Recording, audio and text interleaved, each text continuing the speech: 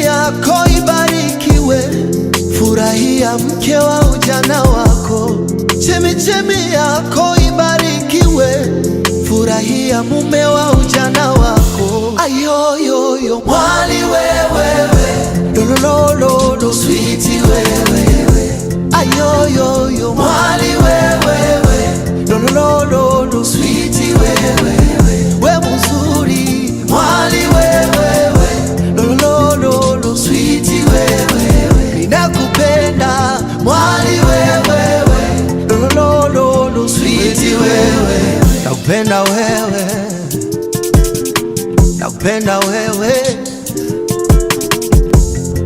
Mungu kanipa wewe kama zawadi, unifae katika shida na raha. Mungu kanipa wewe kama kipaji, nianze mwanzo mpya wa furaha. Nakupenda mwali wewe, we mzuri lolo wewe. Nakupenda sweetie wewe, we mzuri lolo wewe.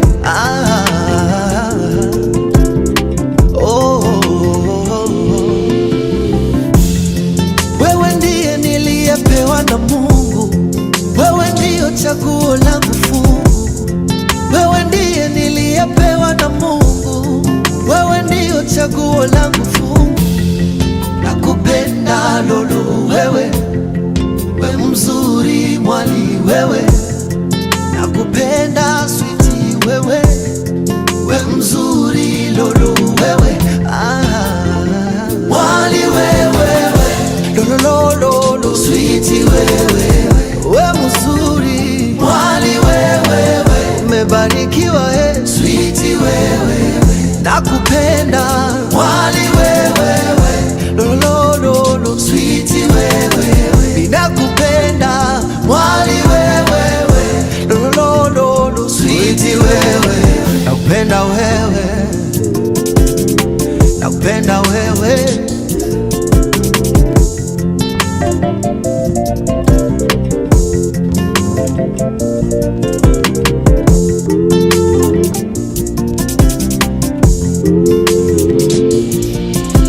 Usiku wa leo umebarikiwa, mwana mwali umebarikiwa, marafiki wamebarikiwa, ndugu wazazi wamebarikiwa, na wageni wamebarikiwa. Ase leta champagne, weka keki mezani, waite wageni tule tujivinjari. Leta champagne, weka keki mezani, waite wageni tule tujivinjari. Leta champagne, weka keki mezani, waite wageni tule tujivinjari. Leta champagne, weka keki mezani, waite wageni tule tujivinjari. Nataka nikuite we mama yoyo, na wewe unite mi baba yoyo. Sawa, tujenge familia. Sawa, tuzae na watoto. Sawa, nakupenda lolo wewe, we mzuri mwali wewe. Nakupenda sweetie wewe, we mzuri lolo wewe. Mwali wewewe, lolololo sweetie wewe.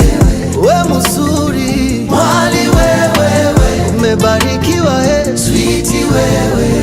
Nakupenda mwali wewewe, lolololo sweetie wewe. Ninakupenda mwali wewewe, lolololo sweetie wewe. Nakupenda wewe, nakupenda wewe.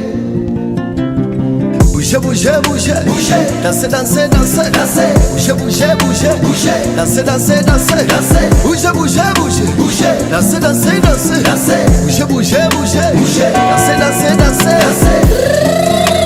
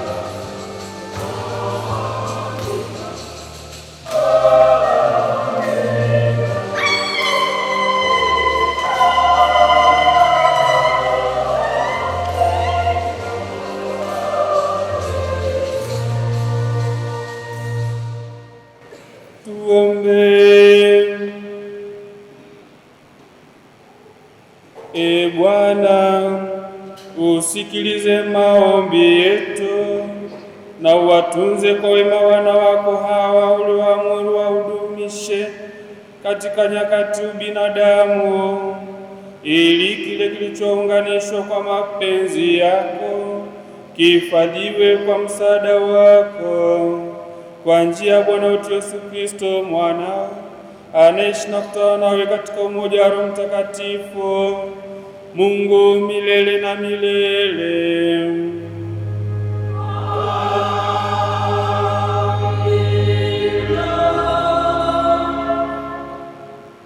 Somo la kitabu cha Mwanzo. Bwana Mungu alisema, si vema huyu mtu awe peke yake, nitamfanyia msaidizi wa kufanana naye. Bwana Mungu akafanyiza kutoka katika ardhi kila mnyama wa msituni na kila ndege wa angani, akamletea Adamu ili aone atawahitaje. Kila kiumbe hai jina aliloita Adamu likawa ndilo jina lake. Adamu akawapa majina yao kila mnyama wa kufugwa na ndege wa angani na kila mnyama wa mwituni, lakini hakuonekana wa kumsaidia Adamu aliyefanana naye. Bwana Mungu akamletea Adamu usingizi mzito, naye akalala. Kisha akatwaa ubavu wake mmoja, akafunika nyama mahali pake, na ule ubavu aliotwaa katika Adamu Bwana Mungu akaufanya mwanamke, akamleta kwa Adamu. Adamu akasema, sasa huyu ni mifupa katika mifupa yangu na nyama katika nyama yangu, basi ataitwa mwanamke, kwa maana ametwaliwa katika mwanaume.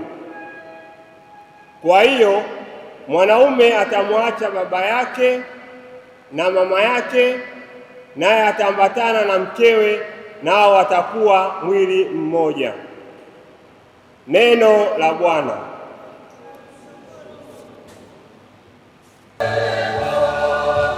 Tabu ya mikono yako hakika utakuwa heri kwako.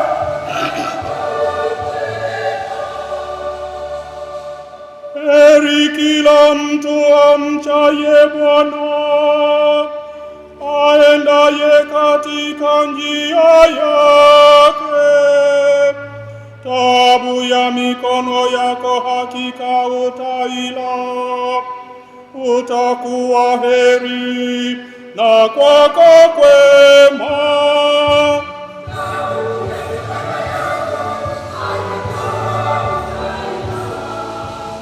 Utakuwa heri kwako na kwako kwema. Tabu ya mikono yako hakika utakuwa heri kwako na kwako kwema. Mkeo atakuwa kama mzabibu uzao vyumbani mwa nyumba yako, wanao kama miche ya mizeituni wakiizunguka meza yako.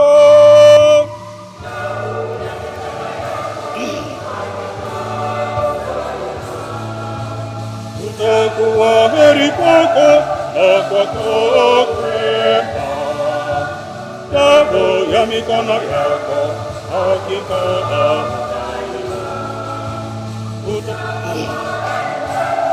na kwako kwema. Tazama, atabarikiwa hivyo yule amchaye Bwana.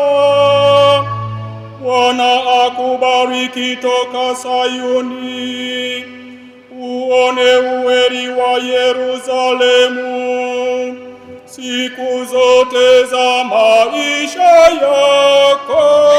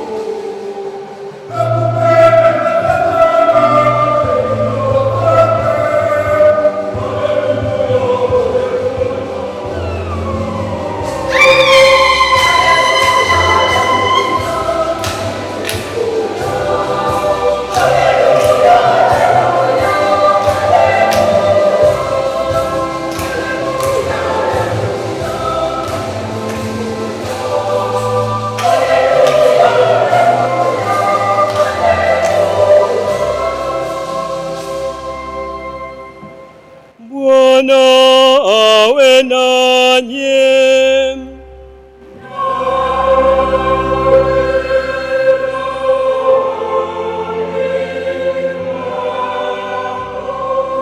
Somo la Injili takatifu ilivyoandikwa na Mathayo.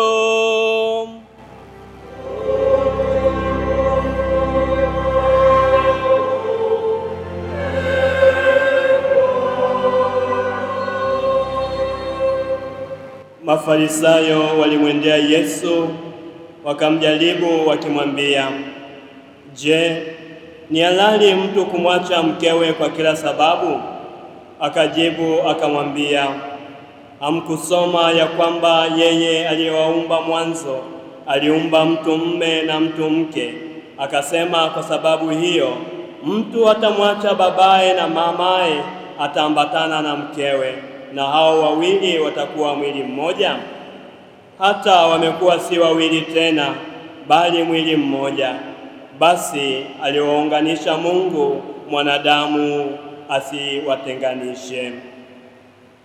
Neno la Bwana.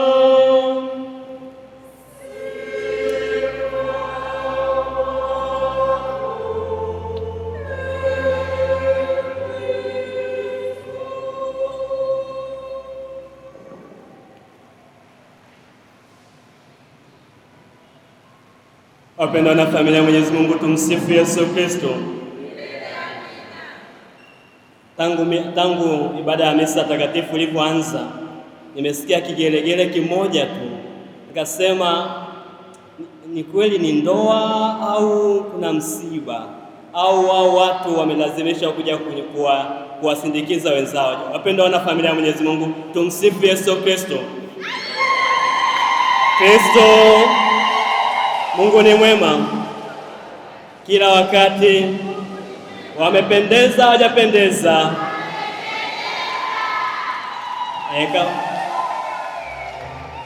Nikawaza tena, pengine wale ambao wapendi kupiga vigelegele, pengine wana machungu, hawakupenda hizi kapu ziwepo hapa mbele. Kama wana machungu, pole, ndivyo ndo nakuja kumaliza agano lao la milele, agano lao mpaka kifo kyao. Ndugu wapendwa katika Kristo, leo kanisa linaungana na familia hizi mbili kushuhudia si tu sherehe ya harusi, bali kuanzishwa kwa agano takatifu. Masomo tuliyosikia yanatuonyesha kwamba ndoa si wazo la mwanadamu, bali ni mpango wa Mungu tangu mwanzo wa uumbaji. Kwa hiyo ndoa sio mpango wa mwanadamu, ndoa ni mpango wa Mwenyezi Mungu tangia uumbaji, na Bwana wetu Yesu Kristo anakuja kuipandisha hadhi ya ndoa na kuwa sakramenti ya ndoa, na kuwa sakramenti. Na inapokuwa sakramenti, ndoa inakuwa alama ya upendo wa Mwenyezi Mungu, kama upendo wa Yesu Kristo kwa kanisa. Ndoa inakuwa ni alama ya kuwasaidia wengine, wakiona hizi ndoa jinsi zinavyoishi upendo, watu waweze kumjua Mungu na waweze kuokoka. Kwa hiyo ndoa ni jambo takatifu. Ndoa ni mpango wa Mwenyezi Mungu tangia mwanzo wa uumbaji.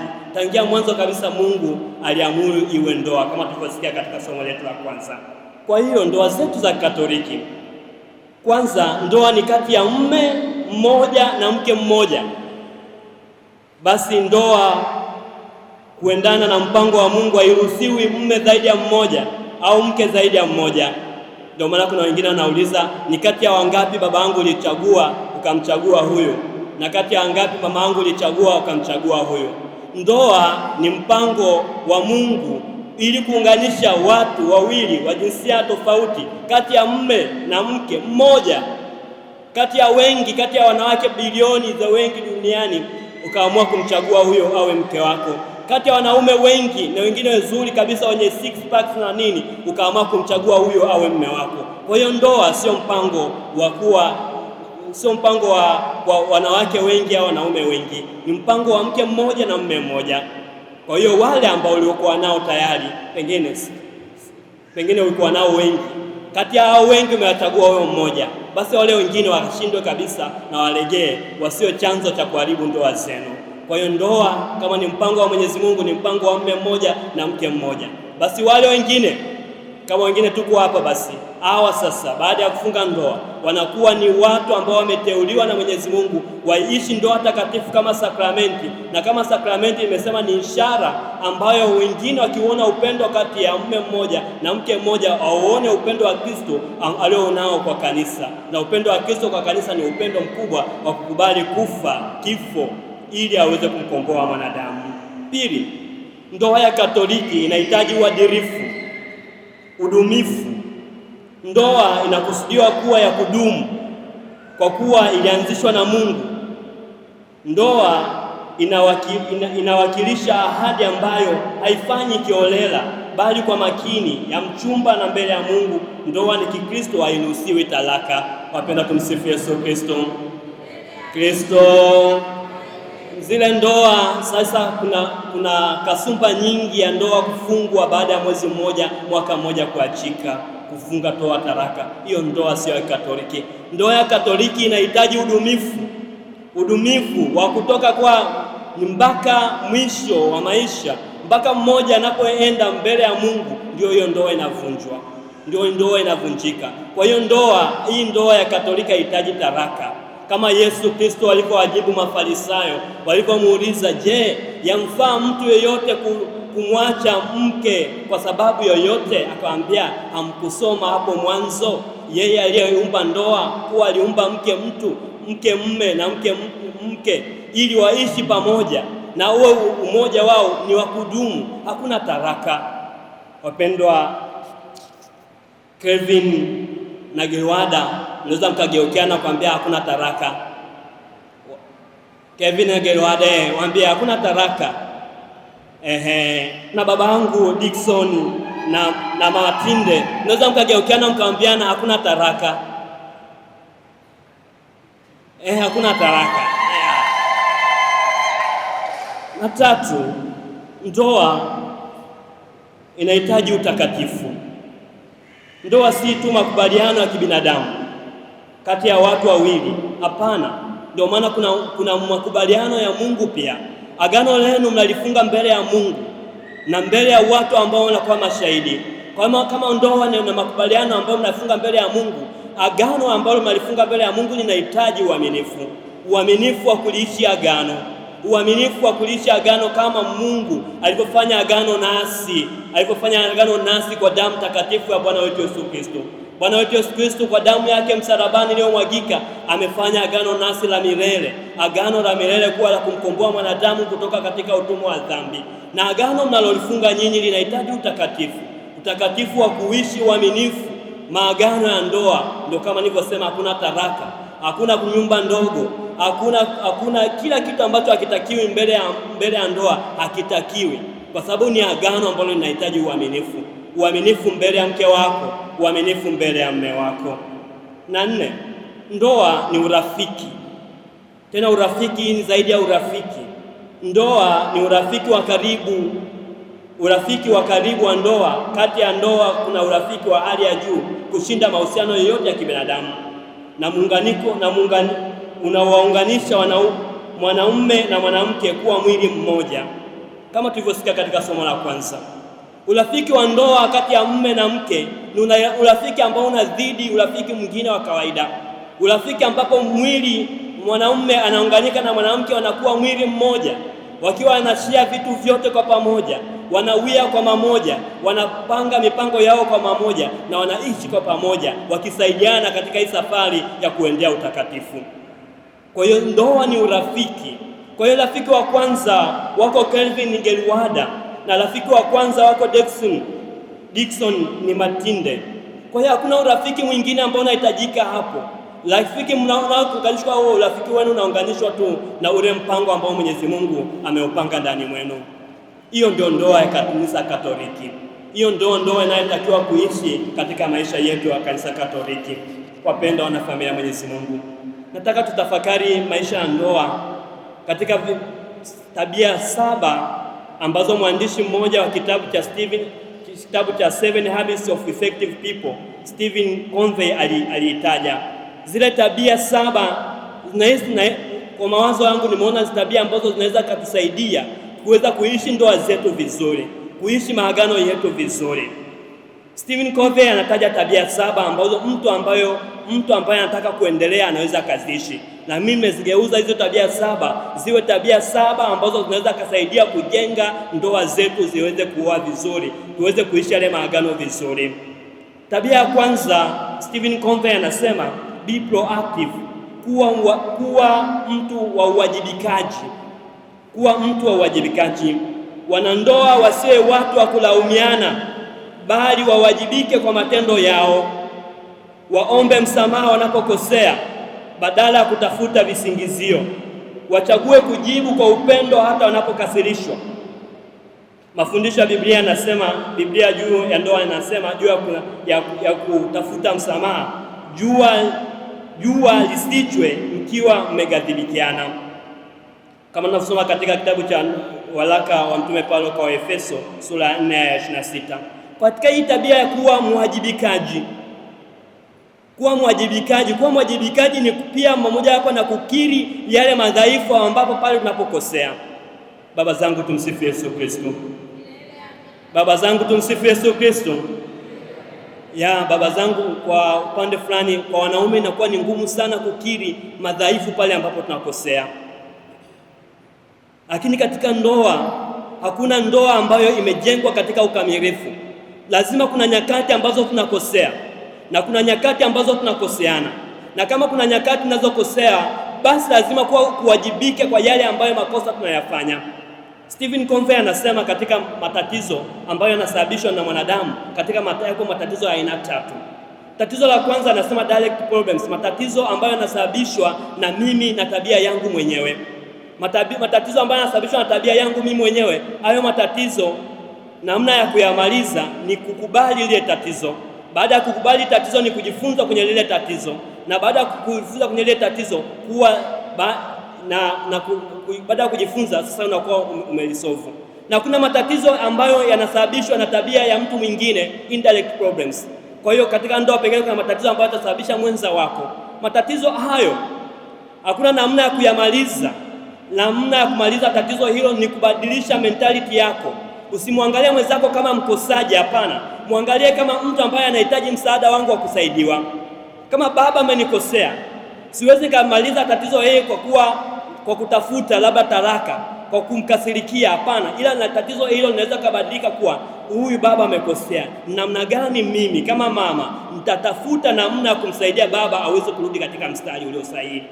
Mama amekosea, namna gani mimi kama baba nitatafuta namna ya kumrudisha mke wangu arudi katika mstari ulio sahihi. Hayo ndio matatizo, namna ya kuisolve tatizo ambayo yanasababishwa na mtu wa pili. Na katika ndoa ya matatizo hata kuwepo, kuna matatizo ambayo utasababisha wewe, hayo lazima uwajibike kama wewe, kuomba msamaha kwa ajili ya yale uliyofanya, kukubali kujifunza kwa lile tatizo ulilofanya. Lakini kuna matatizo ambayo yamesababishwa na mwenza wako, namna gani utakubali wewe kubadilisha mtazamo wako juu ya mama na mke wako, namna gani utakubali kubadilisha mtazamo wako juu ya mke wako ili uweze kulimaliza hilo tatizo. Kwa hiyo ndoa inahitaji hiyo. Na katika ndoa tumesema hiyo katika safari ya kwanza, lazima uwe na uwezo wa kutoa msamaha. Uwezo wa kutoa msamaha. Na msamaha sio hisia. Msamaha ni maamuzi. Na tunasamehe kwa sababu tunahitaji kuponya sisi wenyewe. Hatusamehe kwa sababu ya yule mkosaji, hapana. Wengi uzani hivyo. Ila tunasamehe kwa sababu sisi wenyewe tunahitaji kupona. Na kuna vitu ambavyo tumeumizwa. Vile vitu ambavyo vimekuumiza uwezo ukapona mpaka umesamehe. Ndio maana katika process ya kusamehe kuna process ya kwanza ya wewe mwenyewe kukubali kumsamehe. Na tatizo la pili na non-controllable problems, ambazo hizi hapo matatizo ambayo hatuna uwezo wa kuyamaliza, matatizo ambayo tunaishi nayo. Tabia ya pili ambayo Stephen Covey anaisema, anza ukiwa na lengo, begin with the end in mind. Wanandoa wawe na maono ya aina ya ndoa wanayotaka kuijenga. Wajiulize, tunataka watoto wetu wakumbuke nini kuhusu ndoa yetu? Waweke malengo ya kiroho, ya kifamilia, kifedha na kijamii. Kwa hiyo wanandoa, tunapoingia kwenye ndoa lazima kuwa tuna malengo, tuna dira ambayo inatuongoza. Kama serikali sasa inahangaika na dira ya miaka 30 ijayo, hata katika ndoa zetu tunaposema tuanza na kitu kwanza kwenye kichwani, lazima uwe tuna malengo. Tuna malengo gani? Tuna malengo gani? Watoto wetu wanataka wakumbuke nini katika ndoa yetu? Malengo yetu ya kifedha yakoje? Malengo yetu ya kidini yakoje? Malengo yetu ya kijamii yakoje? Ukishakuwa na malengo, tunaweza sasa kuanzisha safari ya kwenda mbele na ndoa itasimama. Lakini kama kutakuwa hakuna malengo, basi hiyo ndoa haitasimama, kwa sababu kila mtu atakuja na wazo lake. Lakini kama tunakuja wote tukiwa na malengo yote, tukiwa wote sambamba kama mwili mmoja, tuna malengo mamoja, tunawia mamoja, tunafanya pamoja, lazima ndoa hiyo itasimama na ndoa hiyo itaenda mbele, kwa sababu wote tuna malengo mamoja. Wote kama ni adui, tuna adui mmoja, sio mmoja na adui huyu mwingine na adui. Lazima mkigawanyika, hiyo nyumba haiwezi kujengeka. Lazima wote tuwe na malengo ya kifedha, malengo ya kiroho, malengo ya kifamilia, malengo ya kijamii. Watoto wetu atukumbuke nini katika ndoa yetu? Tuna mpango wa kuwa watoto wangapi? Nao watoto watafanyeje? Tutaishije nao? Lazima kuwa na malengo. Cha pili, Stephen Covey anasema katika tabia ya 3, tanguliza yaliyo muhimu. Put the first thing first. Mwenza wa ndoa apewe nafasi ya kwanza kuliko kazi, kuliko marafiki, kuliko simu. Wapange muda wa kuzungumza, kusali pamoja, kufurahia maisha ya kifamilia pamoja. Waweke Mungu kuwa kitovu cha maisha yao. Lazima kuwe vitu vya kwanza viwe vya kwanza na vya pili viwe vya pili. Na katika ndoa, kitu cha kwanza ni kama ni mume, kitu cha kwanza ambacho mtu cha kwanza kufikiria ni kuhusu mkeo, na mume kitu cha kwanza kufikiria, na mke kitu cha kwanza kufikiria ni kuhusu mkewe, kuhusu mmeo. Kwa hiyo tanguliza kitu cha kwanza. Nafasi ya kwanza katika ndoa lazima awe mke wako, awe mume wako, wala sio kazi. Ndio maana wanasema wale wenye pesa hawana muda na hawajui kukea, na wale ambao hawana pesa wanajua kukea, lakini hawana nini. Wanasema wale wenye mali hawana muda wa kukea, lakini wale ambao wana muda wa kukea hawana mali. Chaguo lako. Lakini sasa kitu hapo Stephen Covey anataka kusema kwamba lazima kuwaka kitu cha kwanza, kitu cha muhimu kiwe cha kwanza. Na kitu cha kwanza kwenye ndoa ni mwenza wako. Inapofuata zitafuata kazi, yatafuata sehemu, itafuata mambo mengine, lakini mwenza wako ndio kitu cha kwanza. Na ndani ya familia nzima tunaweka kitofu cha kwanza ni Mwenyezi Mungu. Mungu ndio mwezaji wa yote. Yeye aliyepanda ndani mwenu wito wa ndoa mtakatifu, huyo ndio Mungu atakayewaongoza. Kwa hiyo Mungu anakuwa wa kwanza, mke anakuwa wa pili, na vitu vingine vinafuata. Wapenda, tumsifu Yesu Kristo. Kama vitu hivyo vikifuata, najua ndoa itasimama. Kama ukikaa kazini unawaza mkeo tu, kama ukienda kwenye biashara unawaza mkeo tu, hiyo ndoa itasimama.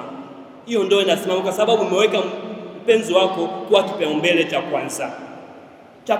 Tabia ya 4, Stephen Covey anasema kuhusu think to win situation. Fikiri wote tushinde.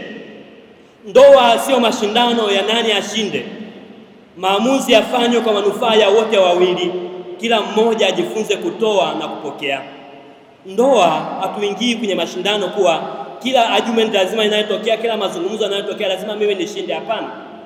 Ndoa lazima kufikiria kuwa wote tushinde. Hata katika maamuzi yetu yafanyike ili wote tushinde. Sio mmoja ashinde mimi mwingine ashinde, hapana. Lazima wote tufikirie mamoja kwa win-win situation. Mimi hiki jambo nimeleta kwa mume wangu ili wote tufaidike, ili wote tushinde. Ndoa sio mashindano. Ndoa ni uwanja ambao wote mpo ili wote kusaidiana katika safari ile ya kwenda mbinguni. Na kama wote tunasaidiana katika safari ya kwenda mbinguni, basi wote tutashikana mkono, tutafanya kazi kwa pamoja, tutawia mamoja. Hata katika maamuzi tutaamua mamoja, kwa sababu lengo letu ni moja, na lengo letu sio mmoja ashindwe, ila lengo letu wote tuweze. Tabia 5, Stephen Covey anasema seek first to understand, then to be understood. Sikiliza kwanza, tafuta kumuelewa mwenzako kuliko kujielewa mwenyewe. Kosa ambalo tunalifanya, tunatafuta sisi ndani yetu kujielewa sisi wenyewe ndani ya mtu mwingine kuliko kumuelewa mwingine kwanza. Kwa hiyo tutafute kwanza kuelewa mwingine. Migogoro mingi hutokea kwa sababu ya kutosikilizana. Mume na mke wajifunze kusikiliza kwa huruma kabla ya kujitetea. waulize maswali ili kuelewa hisia za mwenza wake. Kitabu cha Mtakatifu Yakobo sura ya 1 aya 19 anasema, kila mtu awe mwepesi kusikia, si mwepesi wa kusema. Mama zangu, tumsifu Yesu Kristo. Mama zangu, tumsifu Yesu Kristo. Haitoshi, mama zangu, tumsifu Yesu Kristo. Tupunguze kamdomo kidogo. Mama zangu, baba zetu pengine mwingine wanakuja wakiwa na matatizo mengi, wanataka muda wa kukaa na kusikiliza na kusikilizana, sio muda mwingi wa kusikia tu mmoja akiongea, tena akiongea ni shutuma kuanzia mwanzo mwisho mpaka mwisho. Hapana. Baba anatoka kazini amechoshwa, muda mwingine amechoshwa na majukumu ya huko yamekuwa magumu. Ukifika pale, ni kweli kuna tatizo lipo, lazima kama unahitaji suluhisho, sio anafika pale unaanza kumwimbia sauti ya kwanza kuanzia dakika ya kwanza mpaka anaingia kulala, hata ipendeze. Hapo amsikilizani. Kama unataka ndoa idumu, basi tujue namna ya kumsikiliza hata mwingine, hata kama amekosa. Tafuta kujua kwa nini amekosa kuliko kuanza kutafuta sababu ndani ya moyo wako. Hapana. Ndio ulimuona amesimama na mtu fulani, je, pengine alikuwa ndugu yake, unajua? Sio nafika yule mama fulani ni nani? Mbona mjua muda mwingi sana kuongea naye? Umejua tafuta muda wa kumsikiliza mwenzako. Tafuta muda wa kumjua mwenzako vizuri. Tafuta muda wa kuongea naye vizuri. Tafuta muda ambao atakuwa ametulia, hana hasira, ndio mkae mjenge.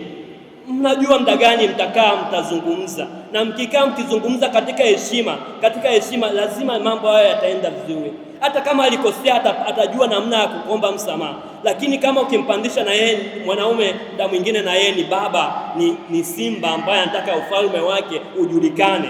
Kwa hiyo lazima atakutafutia sababu. Muda mwingine alikuwa amekosea, ataonekana wewe umekosea kwa sababu yewe kwa approach ambayo ulienda nayo. Kwa hiyo tutafute, kama wanandoa, tutafute namna nzuri ya kumuelewa mwenza wako. Muelewe hisia zake, muelewe mahitaji yake, muelewe muda gani ana hasira, muda gani anahitaji msaada, muda gani anahitaji nini. Muelewe mpenzi wako kama hujajielewa mwenyewe. Usitafute kile ambacho kipo ndani mwako ukiproject kwa mpenzi wako, kwa mwenza wako. Hiyo haitakiwi. Na tabia ya 6, Stephen Covey anasema, synergize, fanya kazi kwa ushirikiano. Vipaji vya mume na mke vitumike pamoja kuijenga familia. Tofauti zao zisiwe chanzo cha ugomvi, bali nguvu ya kukamilishana. Waume waamue pamoja kuhusu malezi ya watoto, fedha na maisha ya kiroho. Tufanye kazi pamoja. Tufanye kazi kwa pamoja, tushirikiane. Mmeshakuwa mwili mmoja, sio mmoja na akaunti ya benki ya siri ambayo anaijua yeye peke yake. Mmoja ameanza kujenga nyumba huko Goba peke yake, mke ajui. Mke ajui hata mshahara wa mume wake ni nini, kipato cha mume wake kwa mwaka akijui. Mshirikiane, mjuliane wote. Kwa mama zangu, ana vikundi vya vikoba vingapi, mume hata ajui kuwa kwenye kikundi cha kikoba na majina mangapi. Tumsifu Yesu Kristo. Kwa hiyo tufanye kazi kwa pamoja, tushirikiane kwa pamoja, tufanye kazi kwa ushirika, maana mmekuwa mwili mmoja, mnawia mamoja, mna malengo mamoja, mnatembea katika safari moja. Ndio maana wengine sasa hiyo kufanya vitu kwa siri, bahati mbaya unaumwa, mke hata ajui akaunti yako ya benki namba yake ya siri ni ipi, maana umemficha kwa muda wote. Unaanguka hapo na familia moja inaanguka kwa sababu vitu vyote vimepotea. Nyinyi hamjasikia mabilioni ya mapesa ambayo yamebaki benki, ambayo yamebaki benki hayana wenyewe, kwa sababu hakuna ushirikiano. Tushirikiane katika nyanja zote, tushirikiane katika nyanja za kidini, tushirikiane katika nyanja za kijamii, tushirikiane hata katika nyanja za kifedha, tushirikiane katika yote. Na mwisho, tujiboreshe kila wakati. Ndoa yetu ya leo mwaka huu iwe tofauti na ndoa yetu itavyoonekana kesho. Jana yetu iwe tofauti na leo ya leo, na kesho yetu iwe tofauti na hivyo kwa jana. Tujiboreshe kila wakati. Ndoa huhitaji kuendeleza kila siku. Wanandoa wasali pamoja, wahudhurie mafungo na semina ya ndoa, wasome vitabu vya kujenga familia, watunze afya ya mwili na akili, Kwa hiyo inahitaji kujiboresha kila siku. Tunahitaji majifunzo ya kujifunza kama kuhusu ndoa. Kama kuna semina za ndoa, twende kwenye semina za ndoa, tujifunze. Tuendelee kujifunza, tuendelee kujiboresha kila wakati. Msamaha, mawasiliano na upendo viendelee kukua kila siku. Mafundisho makuu ya ndoa. Basi tuendelee kuwajibika na kumtumikia Mwenyezi Mungu. Mungu alianzisha ndani mwenu mpango huu wa ndoa, na Mungu ataidumisha mpango wenu wa ndoa. Tuendelee kumtumainia yeye. Ndoa yenu ikawe mfano kwa wengine. Ndoa inapokuwa sakramenti, kama nilivyosema mwanzo, inakuwa ishara kwa wengine, inakuwa ishara kwa wengine. Wengine wakiona nyinyi, wakimuona nyinyi mnavyoishi ndoa yenu, wanaona jinsi Yesu Kristo anavyolipenda kanisa. Ndio maana ya sakramenti. Sakramenti ni ishara ishara wazi ya Mwenyezi Mungu, ambayo neema zake zinaonekana katika ndoa. Basi Mungu ajalie ndoa zenu zikawe mfano kwa ndoa nyingine, ndoa zenu ikawa mfano wa maisha mazuri ya Kikristo. Wapendwa na wengine ambao tunawasindikiza wenzetu kwa mashahidi wa ndoa hii, tukawe msaada wa ndoa hii. Tusiwe sababu ya ndoa hizi kwenda kuharibika. Tusiwe sababu ya kuwa ndoa hizi kuingia chokochoko. Tusiwe sababu ya chokochoko ya ndoa hizi. Baba zangu, mama zangu, mawifi na mashemeji, tusiwe sababu ya ndoa hizi kuanguka, ila tuwe sababu ya ndoa hizi kusimama. Tuwe sababu ya ndoa hizi kuendelea mbele. Ukiona hata kama kuna matatizo ambayo umeyaona, kama unaona kusema hilo tatizo litasababisha tu ndoa yako kubomoka, bora ubaki kimya, ila tafuta namna nzuri ya kuisaidia ndoa iweze kujengeka. Tusiwe sababu ya ndoa kuanguka. Tukiwa sababu ya ndoa kuanguka, basi tujue tuna hukumu ambayo inakusubiri. Mwenyezi Mungu atujalie neema na baraka, awajalie nanyi neema na baraka katika maisha yenu. Mungu akawa mbele yenu daima akiwaongoza, akawa mbele yenu daima nyuma yenu daima akiwalinda, na akiwa katikati yenu daima akiwatunza. Tumsifu Yesu Kristo.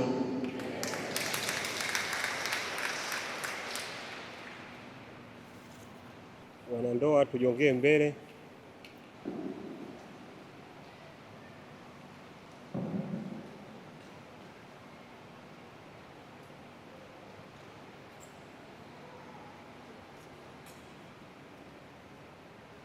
Kelvin na Warda mefika hapa kufunga ndoa pasipo shuruti kwa hiari yenu na kwa moyo dhati. Ndio tayari kuishi maisha ya ndoa, kupendana na kuheshimiana siku zote za maisha yenu? Ndio. Je, mpo tayari kuwapokea kwa mapendo watoto mtakaopewa na Mungu na kuwalea kama ilivyo sheria ya Kristo na kanisa lake? Ndio. Basi kwa kuwa wakusudia kufanya maagano ya ndoa takatifu, shikaneni mikono ya kuume na kuonyesha kukubaliana kwenu mbele ya Mungu na kanisa lake.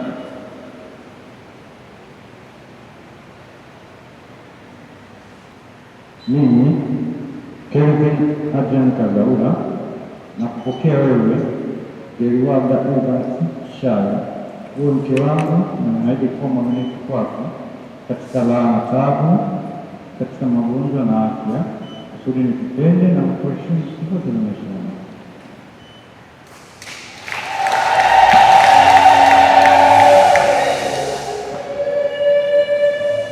Mimi Deriwada Evans Shara na kupokea wewe Kelvin Adrian Kagaula uwe mume wangu, na ninaahidi kuwa mwaminifu kwako katika raha na taabu, katika magonjwa na afya, kusudi nikupende na kukuheshimu siku zote za maisha yangu.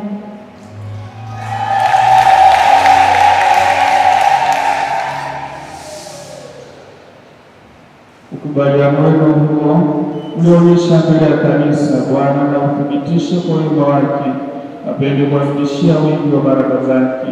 Aliunganisha Mungu mwanadamu asiyatenganishe.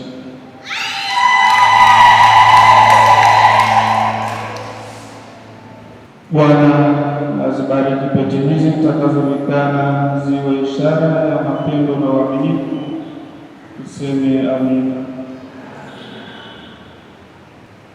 Deriwada Evans Shara, pokea pete hii iwe ishara ya mapendo na uaminifu wangu kwako, kwa jina la Baba na la Mwana na la Roho Mtakatifu.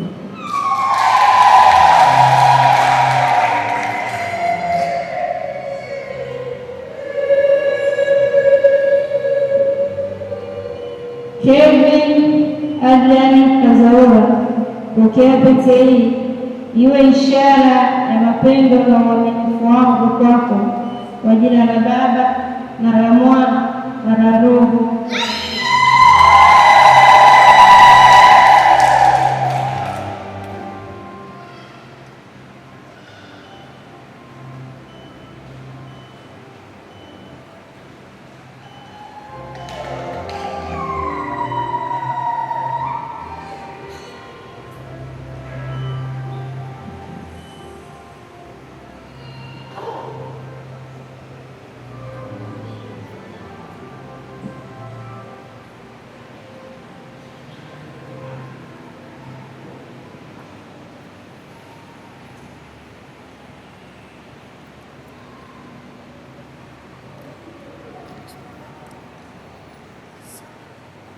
Tuwapongeze.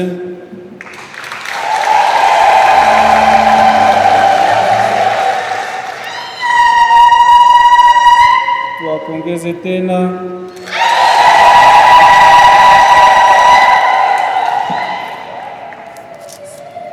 Ndugu zangu, tuwaombee hao waliofunga ndoa mbele ya macho yetu. Ee Baba uliye asili ya kila ubaba, wape hawa bwana na bibi harusi neema yako, tukisema twakuomba utusikie. Wawe na umoja katika roho na mambo yote, wasikae pamoja kama bwana na mjakazi, bali wapendane kama Kristo anavyopendana na kanisa lake. Bwana,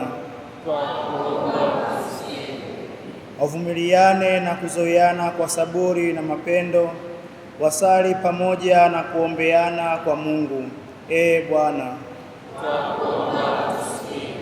wawalee watoto wao vyema na kuwapeleka kwa Kristo, wawakabidhi wajukuu mila za wazee zilizo njema. Bwana, nyumba yao iwe kanisa dogo, familia yao iwe msingi kwa taifa. Bwana,